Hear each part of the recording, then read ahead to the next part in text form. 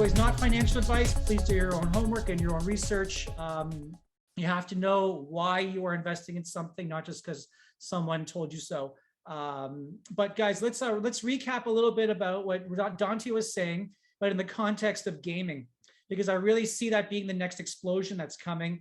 And as we covered, you can invest in 3 different ways as far as NFTs are concerned. You can purchase the tokens, the tokens for the actual games, like going into the IDO and getting on the launch and getting coins that way.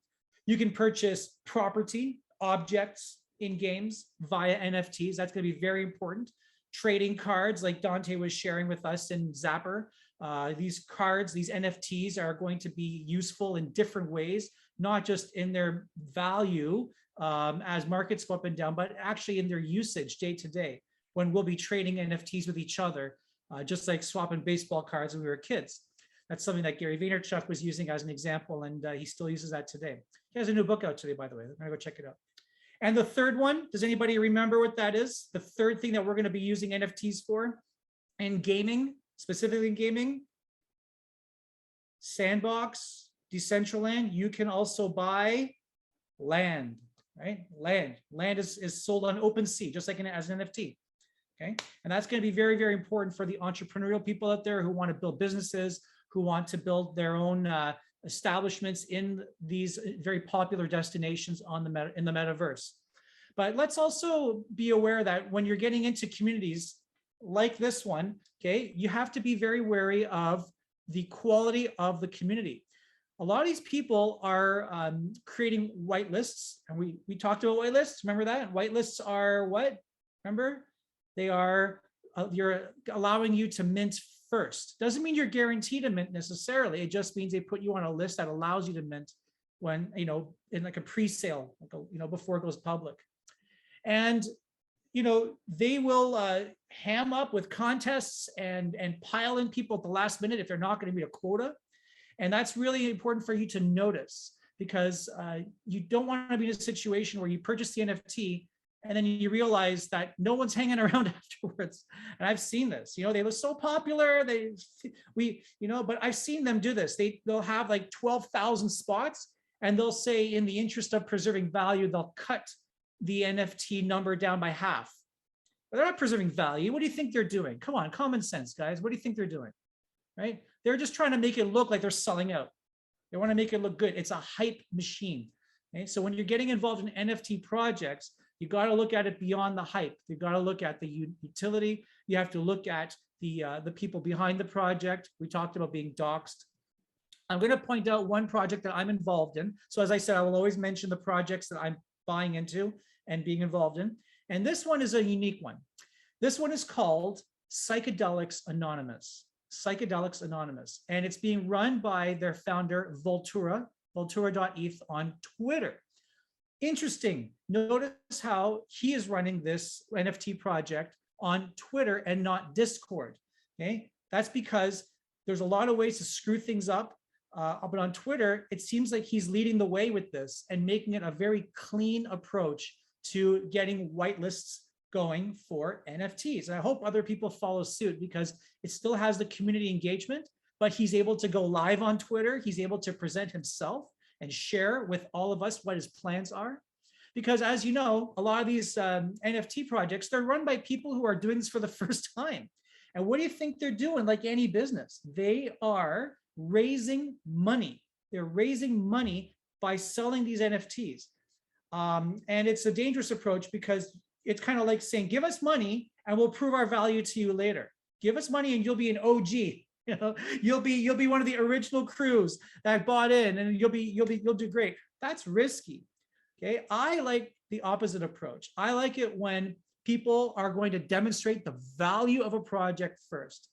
And it's not just, like we're going to give away stuff.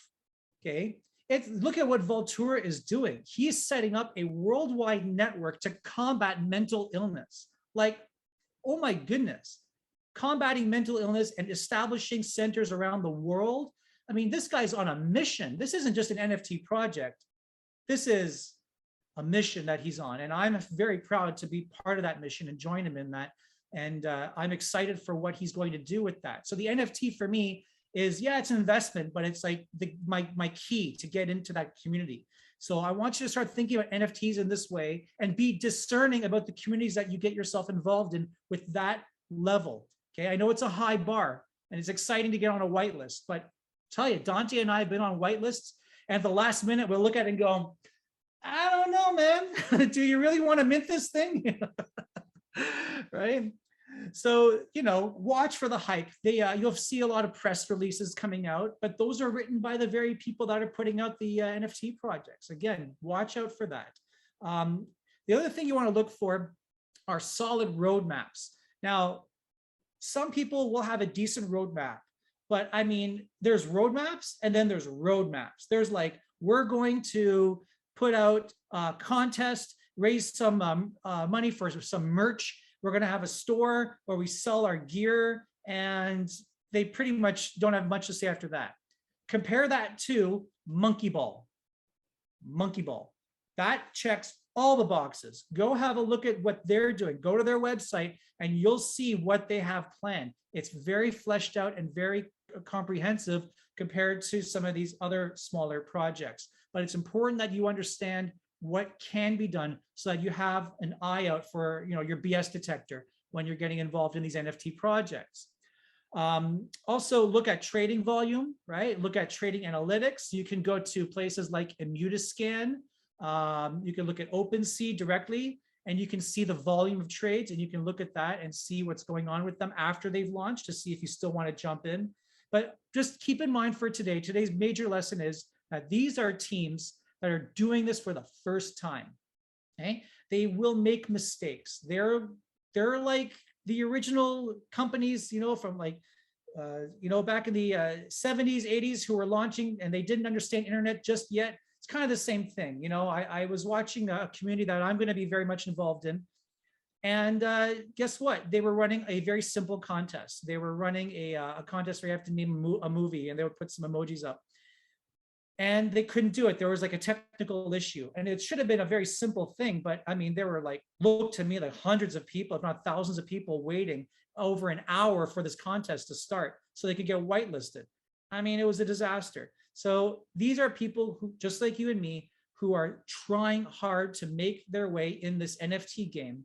And they're going to go through the typical startup woes, and they're just not prepared for the major pitfalls that happen when starting a business, right? Every company has to start somewhere. So understand that. If you can see it from that perspective, then you'll understand the community in which you are investing, and you're going to have a much easier time putting down your hard-earned cash on the NFTs, the mints, and those crazy gas fees.